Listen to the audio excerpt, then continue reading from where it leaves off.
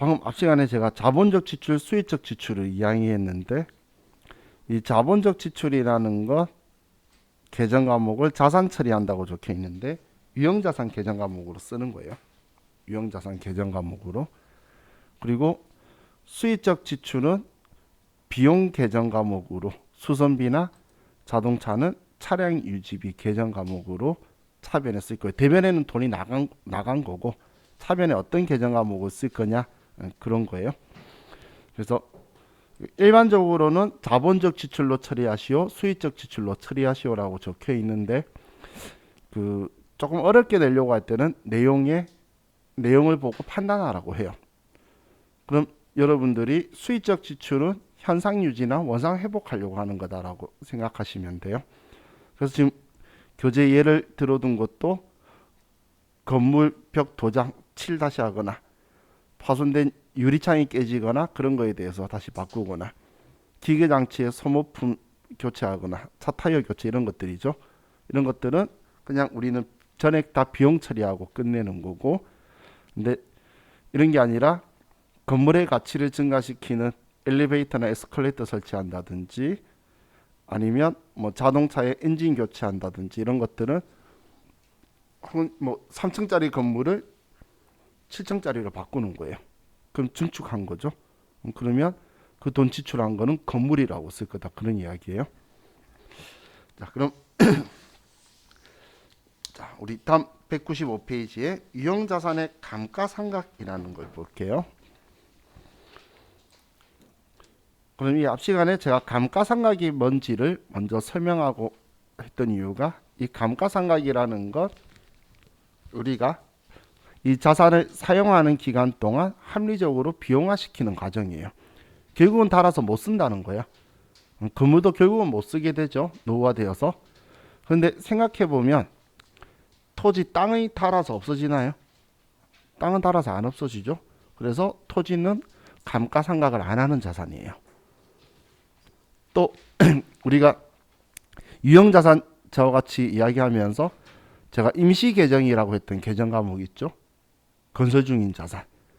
이건 취득 시 부대 비용을 모아둔 임시계정이죠.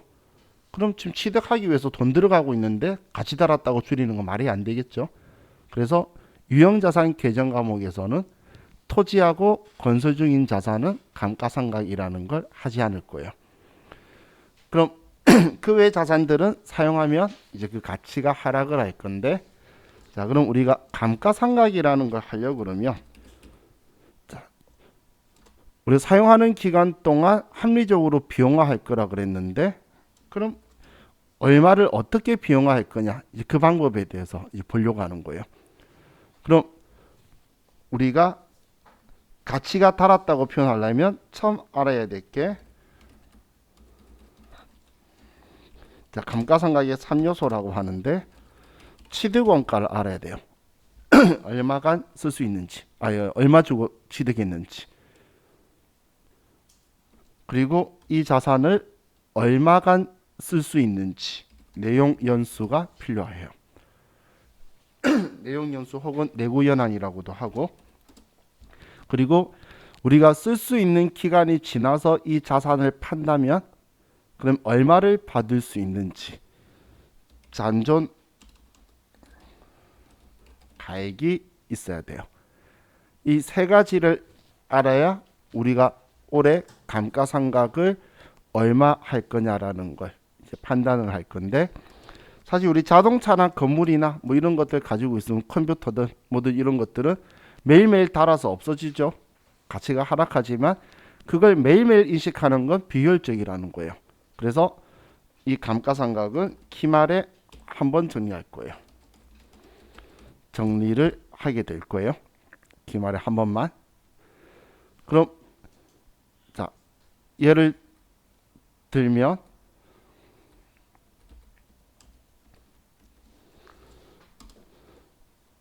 자, 취득 원가가 120만 원이고, 그리고 내용 연수가 5년이고 잔존 가액이 20만 원이다. 예를 들어 건물이 있다라고 볼게요. 그러면 자, 이 건물은 5년 동안 얼마의 금액을 감가상각하면 된다는 거죠. 지금 얘는 120만 원에 샀는데 5년 쓰고 나서 얘를 팔면 20만 원 받을 수 있다는 거예요. 그러면 100만 원만 감가상각을 하면 된다고 볼 수 있겠죠. 자, 지금 제가 한 말 이해가시나요? 그럼 방금 제가 했던 그 말을 다른 용어로 뭐라고 하냐면 감가상각 대상 금액이라고 해요. 감가상각 대상 금액은 취득 원가에서 잔존 가액을 뺀 금액을 감가상각 대상 금액이라고 하게 될 거예요. 우린 이 내용연수 기간 동안 얼마를 감가상각할 것이냐, 그걸 감가상각 대상 금액 혹은 대상액이라고 표현을 하는데, 자 그럼 자 우리가 감가상각하는 걸 실질적으로 우리가 1년 동안 자동차를 썼는데 자동차가 얼마만큼 달았는지 알 수 있나요? 건물이 얼마 달았는지, 쓰는 컴퓨터가 얼마 달았는지 알 수가 없겠죠. 그래서 합리적인 추정법을 선택해서 쓸 거예요. 추정법을 쓸 건데 다음 페이지 넘기시면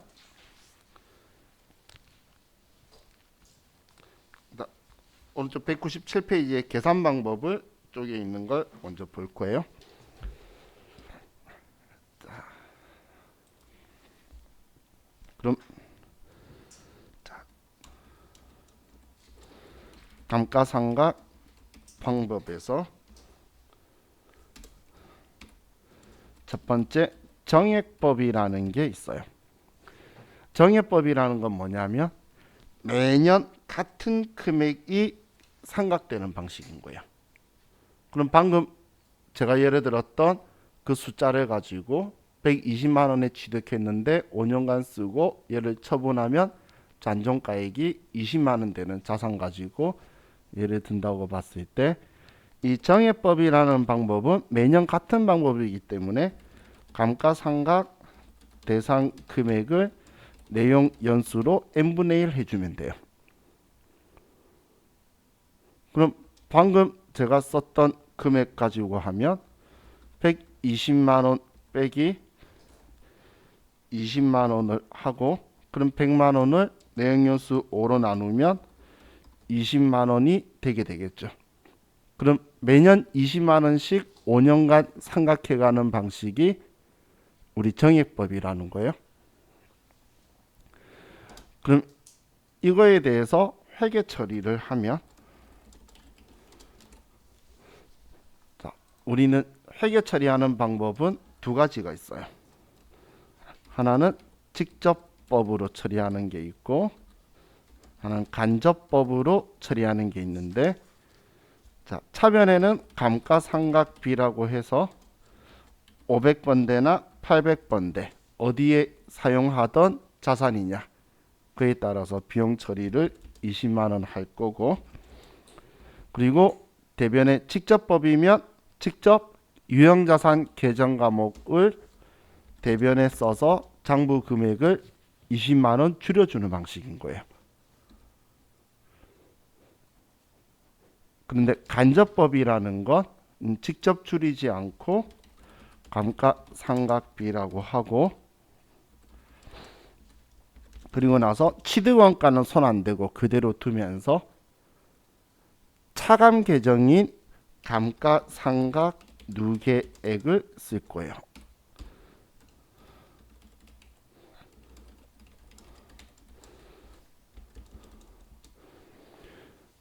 그럼 외부 이해관계자한테 이렇게 분개를 해서 보여주면 120만 원에 샀는데 20만 원 달아서 100만 원짜리 건물이 있어요. 이렇게 보여주게 할 거라는 거예요. 그럼 이 두 개에서 어떤 방법을 쓰냐면 우리는 간접법을 사용할 거예요.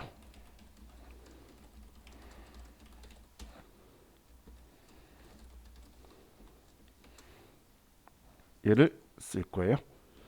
직접법은 대변에 유형자산 계정 과목을 쓰는 방식인데 얘는 우리가 사용하지 않을 거예요.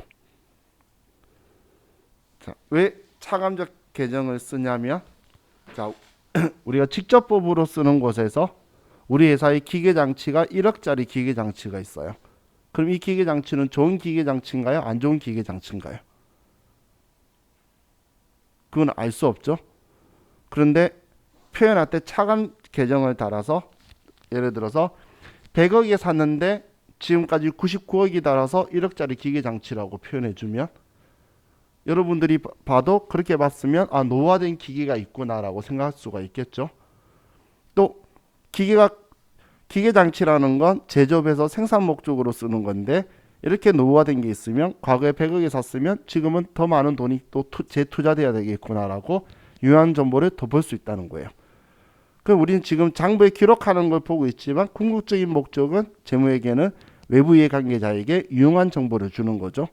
그렇기 때문에 더 좋은 유용한 정보를 주기 위해서 우리는 이 간접법으로 회계 처리를 하지 직접법으로 회계 처리를 유형자산은 하지 않는다는 거예요. 이 방법을 사용하지 않는다는 이야기예요. 자, 그럼 지금 이런 방식으로 간접법으로 회계 처리를 5년간 하면 120만 원에 샀는데 얘는 자산 유형자산 계정 과목의 차용 계정이니까 5번 쓰면 5번이 합쳐져서 100만 원이 되겠죠. 그래서 120만 원에 샀는데 100만 원 달아서 20만 원짜리 기계 장치가 있다라고 외부 이해관계자한테 보여주게 될 거예요. 5년간 다 쓰고 나면 이런 방식으로 할 거예요. 그럼 회계 처리는 이렇게 할 건데 자, 이 금액을 쓰는 방법에서 자, 두 번째 연수합계법이라는 게 있어요. 연수합계법이라는 방법은 감가상각 대상 금액을 내용 연수 역순으로 안분하는 방식이에요. 우리 안분이라는 거는 비율대로 나누는 걸 이야기하는 거죠. 그럼 내용 연수 역순으로 안분한다라는 말은 지금 제 5년간 쓴다라고 했잖아. 그럼 100만 원을 내용 연수가 5년이면 5대 4대 3대 2대 1의 비율로 안분하는 거예요. 100만 원을. 자, 우리 안분하는 거에 제일 좋은 쉬운 방법이 뭐냐면 얘네들 전부 다 합치는 거예요. 자, 우리 6대 4를 비율로 나눌 때 제일 쉬운 게 6, 4 합치면 10이죠. 그럼 10개 중에 6개는 너야. 10개 중에 4개는 너 거야. 이렇게 나누는 게 제일 빠르잖아. 그럼 얘도 안분을 제일 빨리 하려면 5, 4, 3, 2, 1 다 합치면 이 얼마죠? 15죠? 그러면 1차 연도는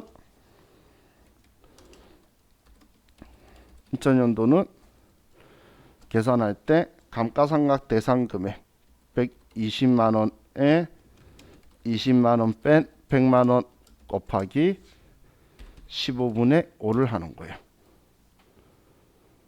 또 2차 연도는 똑같이 120만 원에 곱하기 15분의 4를 하는 방식이에요. 그럼 결론적으로 5년간 하면 15분의 5니까 1이죠. 그래서 딱 100만 원이 없어지는 방식이 연수합계법이라는 거예요. 그럼 왜 이런 연수합계법이라는 걸 고안했냐면 우리 기계장치든 뭐든 이런 유형자산들의 성능은 처음 샀을 때 성능이 훨씬 더 좋아요. 시간이 지날수록 성능이 효익이 좀 덜 나게 되겠죠. 그러면 효익이 높을 때에 비용 처리도 많이 하는 게 적절하다고 보는 거예요. 그런데 정해법을 쓰게 되면 그런 거 구분 없이 마지막 해까지 똑같은 가치가 하락하는 걸로 반영되기 때문에 적절하지가 않게 되겠죠. 그래서 우리 연수합계법이라는 걸 고안해낸 거다라고 보시면 돼요. 그래서 감가상각 이걸 공식으로 적은 곳에서는 그래서 감가상각 대상 금액 곱하기 내용 연수의 역순분의 연수의 합계라고 표현을 해요. 내용 연수의 역순 연수 합계분의 내용 연수의 역순을 하게 되면 지금 얘가 이 이야기죠. 연수 합계가 15고 내용수 역순이 5, 4, 3, 2, 1로 갈 거라는 거예요. 그래서 얘를 연수 합계법이라는 이름을 붙인 거예요. 자, 얘는 참고처럼 보세요.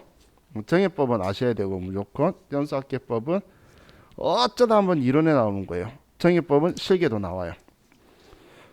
자, 다음은 세 번째 생산량 비례법이라는 게 있는데 생산량 비례법은 조업도에 비례적으로 삼각하는 방식이에요.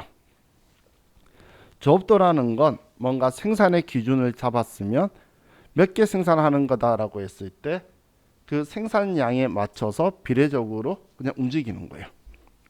삼각비가. 자, 예를 들면 지금 얘는 건물로 할 수는 없고 예를 들어서 기계장치라고 볼게요. 기계장치가 120에 샀고 5년간 쓴든 말든 그런 건 상관없어요.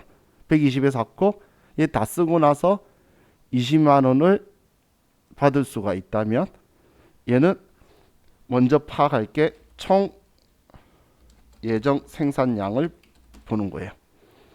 그럼 기계장치의 총 예정 생산량이 10,000개의 물건을 할 수 있다라고 하면 자, 1차 연도에 봤을 때 3,000개의 물건을 만들었으면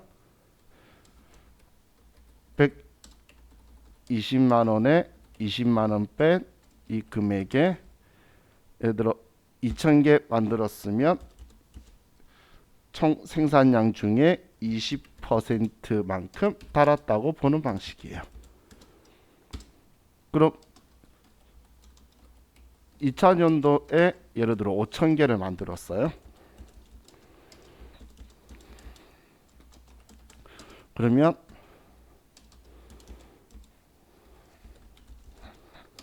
이때는 50만 원의 삼각비가 생기게 되겠죠.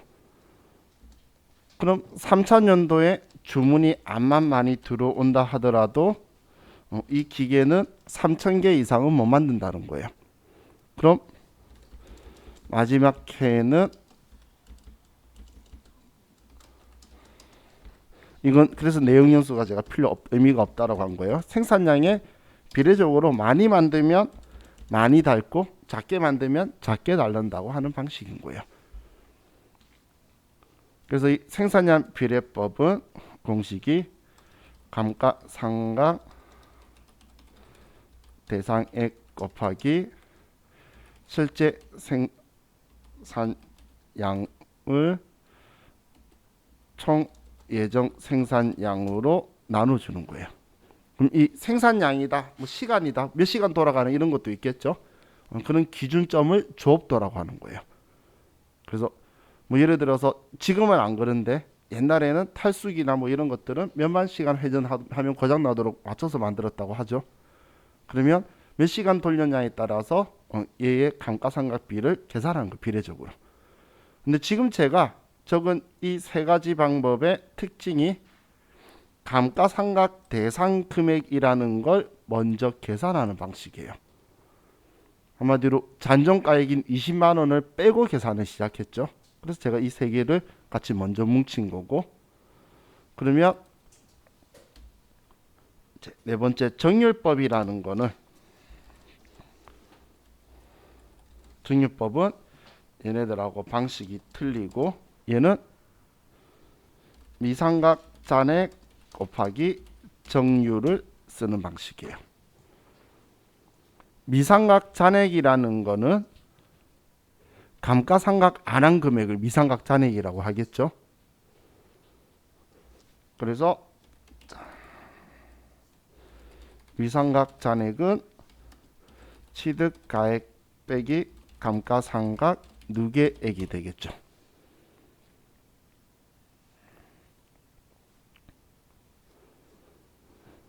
자, 우리가 120만 원에 샀는데 50만 원이 달았어요. 그럼 얘는 얼마짜리란 이야기죠?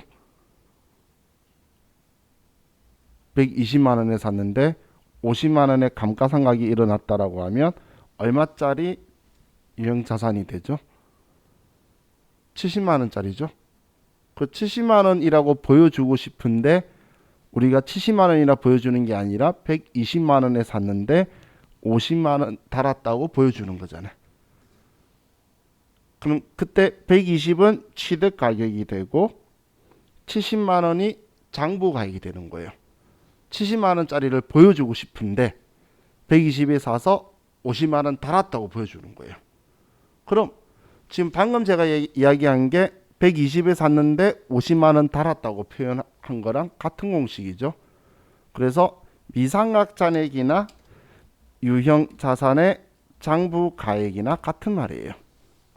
장부 가액이라는 표현하고 미상각 잔액이라는 표현하고는 유형 자산은 같은 표현이에요.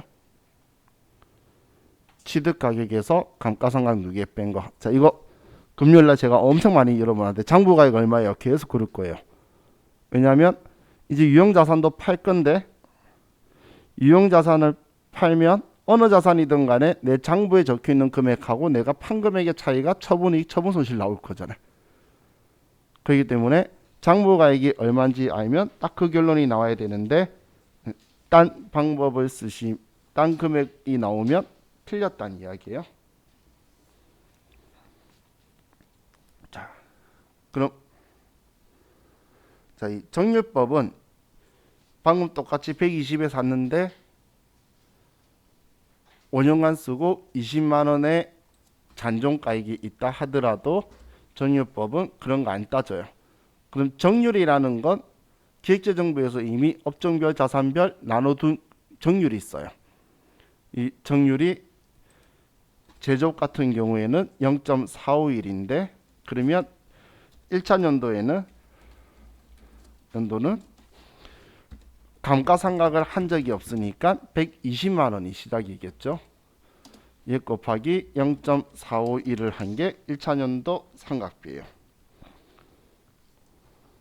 그러면 1차 연도는 54만 1,200원이 1차 연도 상각비가 되는 거고 2차 연도는 그러면 120인데 1차 연도에 54만 1,200원을 상각을 했기 때문에 남아있는 금액은 65만 8,800원이 미상각 잔액이 되겠죠. 그럼 이 금액에 0.451을 곱하는 거예요. 그러면 29만 7,119원이 2차 연도의 상각비가 되는 거고 다음 3차 연도는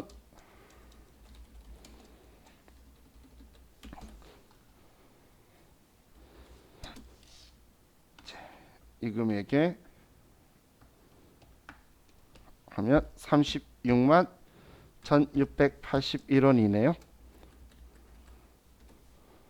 이 금액에 0.451을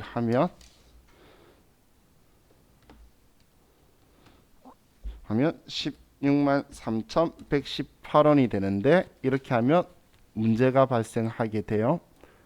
그래서 이렇게 안 하고 이때는 36만 1,681원 빼기 20만 원을 해서 16만 1,681원을 상각을 하면 상각이 끝나는 방식이에요. 자, 여러분한테 2차, 3차 년도 상각비 계산하라고 시험 문제 안 나와요. 근데 제가 왜 이거 보여주냐면 1차 년도는 물어보거든. 그럼 정률법은 처음에 20만 원을 안 빼고 마지막에 20만 원을 빼는 끝수 조정을 해요. 지금까지 위에 공식들 적은 거는 처음부터 20만 원 뺀 값으로 계산을 하고 있었죠. 감가상각 대상 금액이라고 하면서 잔존가액 20만 원 빼고 계산했잖아요. 그런데 정률법은 처음 시작할 때부터 안 빼고 마지막에 20만 원을 빼요. 왜 이렇게 빼냐면 딱 100만 원을 정률을 곱해서 맞춰줄 수가 없기 때문에 그래봐야 의미가 없는 거예요. 그래서 마지막에 끝수 조정으로 맞춰주는 방식을 쓰기 때문에 1차 연도 감가상각비 계산하는데 이걸 20만 원 빼고 계산하시면 1차 연도는 45만 1,000원이 나오겠죠. 20만 원 빼면 그러면 1차원도 감가상각비는 별것도 아닌데 틀린다는 이야기예요. 이걸 기억하라고 제가 아래쪽까지 쓴 거예요. 얘는 마지막에 끝수 조정하는 방식이에요. 그 이유가 딱 100만 원이나 이 금액을 정률을 곱해서 딱 맞출 수가 없기 때문에 우리 정률법은 마지막에 이 값을 빼는 방식을 쓴다는 거예요. 그럼 얘는 진짜 참고예요. 이중채납법 책이 있으니까 설명드리는데, 얘는 공식은 미삼각 잔액 곱하기 정률이에요. 얘는 다른 말로 정률법의 간편법이라고 표현하는데, 정률을 모를 때 쓰는 거예요. 얘는 먼저 정률을 만드는데 이중채납법이니까 얘를 내용연수분의 2를 가지고 정률을 만드는 거예요. 그럼 지금 얘는 5년짜리였죠? 그러면 5분의 2가 되겠죠? 그럼 정률은 0.400이 되겠네요. 5, 4, 20이니까. 그죠? 그러면 이 정률을 가지고 120만 원에 0.400 해서 이런 방식으로 계산해 가는 방식이 이중채간법이에요. 얘도 정률법하고 계산하는 법은 똑같은 방법인데 정률을 모를 때 쓰는 거. 그럼 내용연수분의 1이 아니고 2를 가지고 얘를 정률로 만드는 거예요. 그래서 여기에 0.451이 아니라 0.400 계산한 걸 집어넣고 계산해 가는 방식이 이중채간법이라는 거예요. 그래서 제가 위에 정해법, 연수학계법, 생산량 비례법은 잔존가액을 빼고 하는 거라서 위쪽에 따로 분류를 한 거고, 아래쪽은 잔존가액을 빼고 하는 게 아니죠. 미삼각잔의 취득원가를 시작해서 계산해 가는 방식이에요. 자, 그럼 지금 여기에서 보면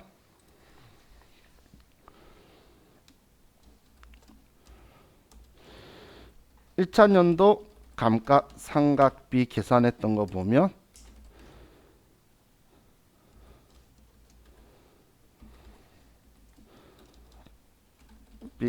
금액을 가지고 보면 세 개만 가지고 볼게요.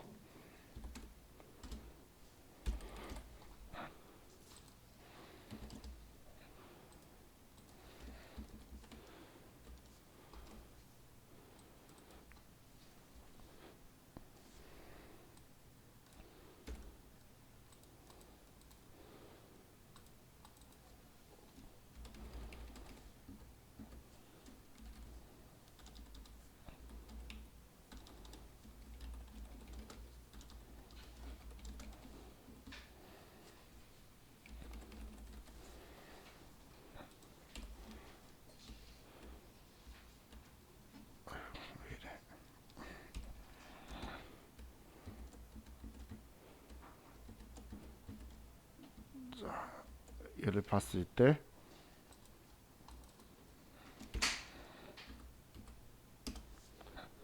자, 우리 위에 계산했을 때 정해법으로 하면 1차년도 감가상각비가 똑같은 자산인데 얘는 처음에 20만 원 나왔었어요. 그죠? 그리고 연수학계법은 100만 원 곱하기 15분의 5였어요. 그래서 33만 3,333원이 나올 거예요. 3분의 1이라서. 정률법은 계산했을 때 기억이 안 나요. 54만 1,200원.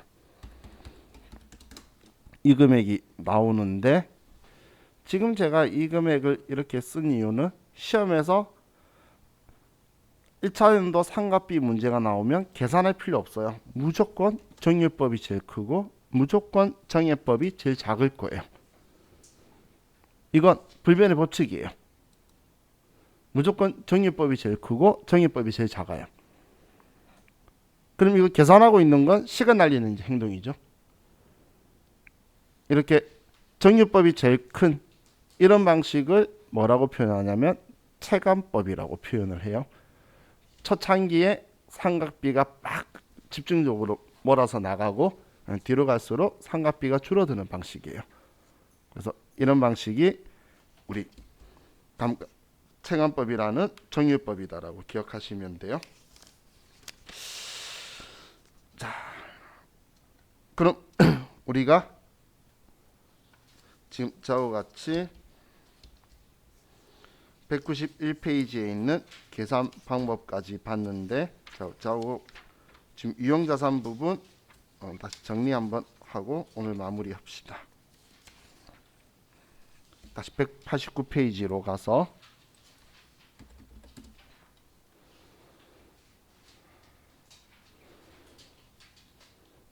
유형자산의 종류에서 이제 건설 중인 자산이 완공되면 해당 자산으로 대체한다는 게 무슨 말인지 이해가시죠? 그죠? 그럼 제일 아래쪽에 보시면 토지와 건설 중인 자산 이 두 계정 과목은 감가상각 대상 자산이 아니라는 거예요. 토지는 가치가 하락하지 않죠. 오히려 증가하는 경우가 많죠. 그리고 건설 중인 자산은 임시 계정이기 때문에 상각을 하는 게 아니고, 지금 방금 우리가 회계 처리할 때 간접법으로 쓰는 감가상각 누계액이라는 계정 과목은 유형 자산으로 분류되는 유형 자산의 차감 계정이에요. 유형 자산의. 그래서 간접법으로 분계할 때 대변에 쓰는 거고, 차감 계정의 특징은 자기 짝지가 있다는 거죠. 차감 계정의 특징은, 얘는 지금 차감 계정인데 특징은 자기 짝지가 있는 거죠. 이런 거 이야기하는 거예요. 그러면 감가상각 누계 자기 짝지들 있잖아. 건물, 기계장치, 차량 운반국 거, 비품 거 있죠. 이런 식으로 꼭 선택해줘야 되는 계정 과목이라는 거예요. 자, 다음 유형자산의 취득 원가라고 적혀 있는데 다음 페이지에 당연히 유형자산의 취득 시 부대 비용은 취득 원가에 포함하는 건데, 만약에 할인이 있다면, 우리 유형자산 취득의 할인은 시험에 등장한 적이 없어요. 뭐 전급수에. 근데 있다면 당연히 빼는 거겠죠. 우리가 사면서 실질적으로 돈 안 나간 거면 그 금액은 취득 원가에 포함 안 할 거예요. 그렇기 때문에 있다면 당연히 뺄 거예요. 그럼 정상적인 부대 비용이라고 했을 때, 자, 이 취득세, 투자 목적으로 취득한, 영업활동에 쓸 게 아니고 투자 목적으로 취득한 토지에 대한 취득세를 내면 투자부동산이라고 할 건데, 공장 건물 짓기 위해서 취득세를 납부했다면 우리는 토지라고 할 거라는 거예요. 그럼 취득세가 어떤 계정 과목이다라고 정해진 게 아니죠. 무엇을 취득하면서 일회성 있게 납부한 거예요. 그래서 자, 눈으로 기억해 두세요. 다른 세금 아니에요. 취득세는 취득 원가에 포함하는 거예요. 취득세는 취득 원가에 포함할 거예요. 왜냐하면 자, 우리 아래쪽에 보세요. 자산 취득한 후에, 취득 시점 이후에 보유 단계에서 재산세나 자동차세 같은 세금 있죠. 우리 아래 별표에 보시면 이런 세금들은 매년 반복적으로 납부하는 거예요. 매년 반복적으로. 이런 것들은 세금과 공가로 처리하는 거예요. 비용 계정 과목이에요. 세금과 공가는. 그래서 취득세가 취득원가에 포함되는 거지, 우리 재산세, 종합부동산세, 자동차세 이런 건 세금과 공가라는 비용 계정 과목으로 처리하는 거예요. 또 우리 정상적 부대 비용이 취득 시 우리 불가피하게 매입하는 유가증권, 우리 국채, 공채 같은 거 있죠. 이때 매입하는 금액이 액면가고 현재 가치가 공정가액이에요. 그럼 이 둘의 차액이라고 나오는 게 우리가 손해보는 돈이에요. 손실액이라고 제가 썼던 거. 우리는 무조건 액면 금액에 사야 된다라고 했죠. 그래서 매입 금액이 액면 금액이고 현재 가치가 공정 가치예요. 그럼 얘 둘의 차이가 손실액이에요. 손실액은 취득 원가에 포함한다는 거고, 시운전비는 당연히 취득 시 부대 비용에 포함할 거예요. 휘발유든 전기든 가스든 돈이 들어가면 취득 원가에 포함할 건데, 근데 우리가 시운전하면서 뭐 물건이 나와서 내가 원하는 물건은 안 만들어졌지만, 아직 시운전 기간이지만 그 물건을 팔아서 내가 돈을 받을 수도 있겠죠. 그렇게 돈을 받게 되면 그때는 거꾸로 취득 원가에서 줄일 거예요. 거꾸로 내가 돈을 받았으니까, 지출한 게 아니고.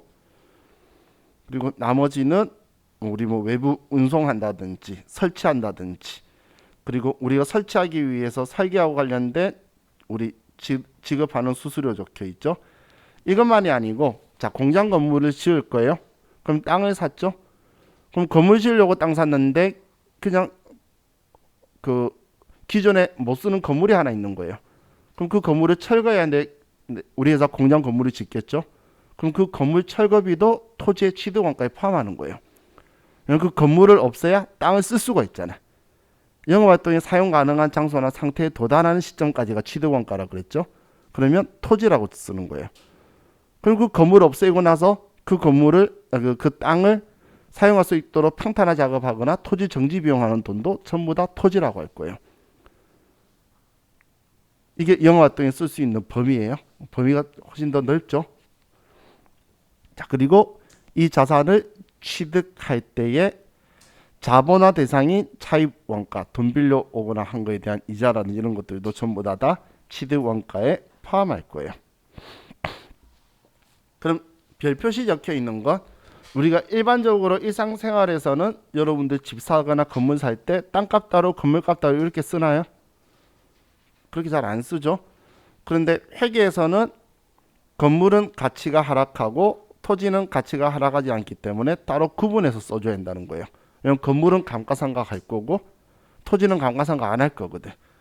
그럼 이 두 개의 금액을 어떻게 나누냐면 공정가치를 기준으로 안분한다는 거예요. 비율대로 나눈다는 이야기예요.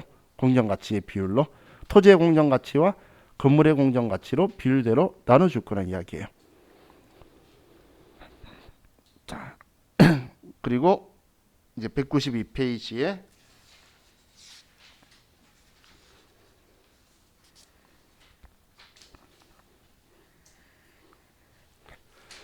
건설 중인 자산은 뭐 이 앞에도 이야기한 것처럼 우리가 자가 건설, 자가 제작할 때에 사용하는 거고 얘는 완성이 되면 그때 해당 자산으로 대체 계정 과목을 바꿔주는 거예요. 그럼 자, 이 글자가 전에 시험에 나왔는데 건설 자금에 대한 이자는 원칙적으로는 이자 비용으로 처리하는 게 맞아요. 원칙적으로는 이자니까 이자 비용 처리하는 게 맞는데 자본화 대상 금융 비용이라고 제가 썼던 글자 있었죠. 그게 자본화 요건을 충족한 이자는 취득원가로 처리하래요. 그래서 우리는 건설 중인 자산에다가 유형자산으로 대체되든지 아니면 유형자산 취득할 때 그걸 바로 유형자산으로 외부 구입하면 유형자산으로 처리할 거예요.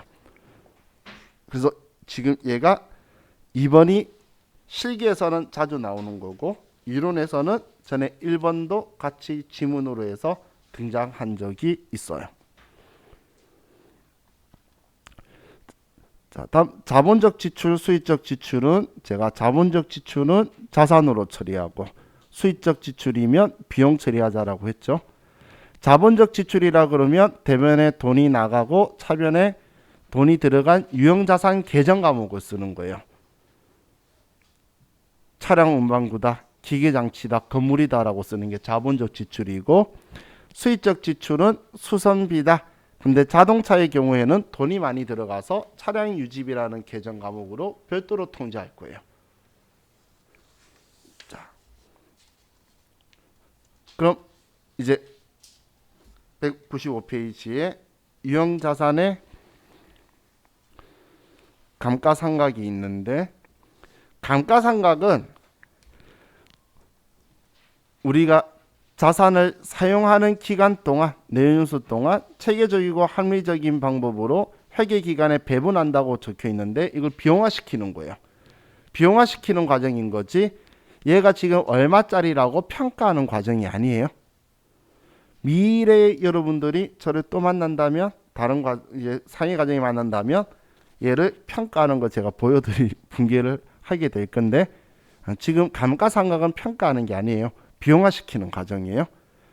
그럼 우리는 사용하는 기간 동안 얼마를 비용할 거냐가 감가상각 대상 금액인데 이 감가상각 대상 금액은 취득원가에서 잔존가치를 뺀 금액을 감가상각 대상 금액이라고 하는 거예요. 120에서 20만 원 빼고 제가 계속 했던 거 있죠. 왜냐하면 자동차 같은 경우에 뭐 실제로 일어나는 일인지 모르겠지만 뭐 폐차할 때 고쳐값이라도 준다면 그러면 그 고철값만큼은 이 차를 나중에 다 쓰고 팔아도 돈을 받을 수 있는 거죠. 그럼 돈 받을 수 있는 만큼은 비용화 대상이 아니란 이야기예요. 그래서 그 금액을 뺀 만큼이 감가상각 대상 금액이 되는 거예요. 자, 그럼 다음 페이지에 감가상각 회계 처리가 있는데, 자, 우리 유형자산은 간접법으로만 쓸 수 있다라고 했죠. 유형자산은 아래 간접법에만 적혀 있죠. 무형자산은 직접법을 써도 되고 간접법을 써도 돼요. 이건 금요일날 저와 같이 볼 거고, 유형자산은 간접법만 사용이 가능해요. 그래서 지금 우리 유형자산 하는 거라서 제가 직접법에 줄을 그었었죠. 그리고 여기에도 직접법은 무형자산만 사용할 수 있다라고 적혀 있죠. 그래서 유형자산은 무조건 간접법, 감가상각 누계액이라는 자산의 차감 계정을 써서 외부 이해관계자한테 보여주는 방식을 쓸 거라는 거예요. 자, 이게 우리 회계 처리하는 방법이었어요. 감가상각비 계산 방법은 크게 여러분들이 많이 신경 쓸 필요는 없는데, 그래서 최소한 제가 마지막에 이야기했던 1차년도 감가상각비나 뭐 2차년도 감가상각 누계액은 무조건 정액법이 클 수밖에 없어요. 얘는 불변의 진리예요. 그리고 정액법이 제일 작다. 이 정도까지만 보시면 저와 같이 금요일에는 이제 이렇게 취득해서 사용하면서 감가상각한 이 유형자산을 이제 처분 팔기도 하고, 내가 쓸모없어서 폐기도, 뭐 건물이면 철거하고 자동차면 폐차해버리고, 혹은 재해 나서 불나서 얘가 없어지기도 하고, 그리고 주주한테 공짜로도 받고 서로 교환도 하고, 이런 회계 처리를 좀 볼 거예요. 그래서 금요일에는 좀 더 다양한 거래 형태로 유형자산을 보고, 그리고 나서 이제 무형자산은 간단해요. 그럼 이제 저와 같이 부채로 넘어갈 거예요. 근데 부채는 진도가 빨라요. 왜냐면 자산하면서 우리가 반대되는 계정 과목을 많이 봤어요. 예수금, 선수금, 뭐 가수금 이런 것들 많이 봤기 때문에 생각보다 빠르게 진도가 나갈 거예요.